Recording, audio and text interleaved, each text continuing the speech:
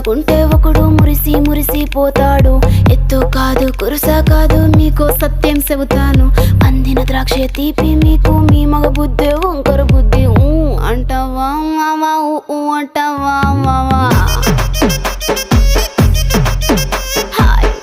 అంటావా మావా అంటావా మావా. బొద్దు బొద్దుకుంటే ఒకడు ముద్దుగున్నావంటాడు. సన్నం గుంటే ఒకడు సరదా పడిపోతుంటాడు. బొద్దు కాదు సన్నం కాదు వంపు సంపు కాదండి. ఒంటిగా సిక్కామంటే చాలు మీ మగ బుద్ధి వంకర బుద్ధి. అంటావా మావా అంటావా మావా.